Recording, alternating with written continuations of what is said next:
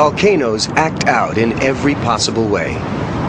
Like a moody person, they can erupt in violence, or steam silently, lazily creep along, or self-destruct. A volcano's origin determines its temperament. Many volcanoes erupt along subduction zones. Here, the great tectonic plates of our planet's surface push against one another. Along this margin, where one plate is rolled beneath another, we find the most violent volcanoes. Explosive eruptions fit our image of a volcano. They create large cone-shaped mountains. These erupt when magma below forces its escape. Fueled by expanding gases and boiled groundwater, the excess heat blasts through.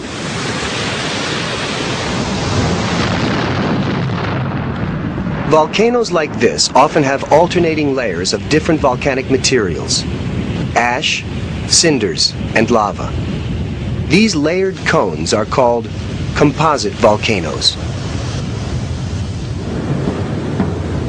Hawaii isn't near the joining of two plates, but it's a hotspot of volcanic activity. What fuels it? The Hawaiian Islands are hotspot islands, created when a pool of magma breaks through a thin spot in the crust. As it burns through, the plate moves along 4 inches a year. One island is carried away to cool, while the next one is created, assembly line fashion.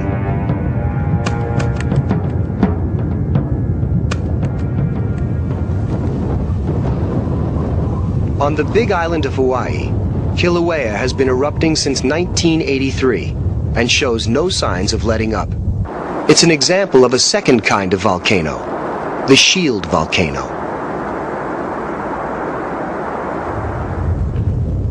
The central crater is called a caldera. It still steams, but probably won't erupt violently. Farther out, lava oozes and flows, creating new real estate as it cools. The wide flow is what creates a shield volcano rather than a cone. This new unstable bench is pure basalt. Sometimes the flows are only inches from the surface. The thick, honey-like lava, typical of Hawaii, cools into a harsh, barren environment that can take years to support life.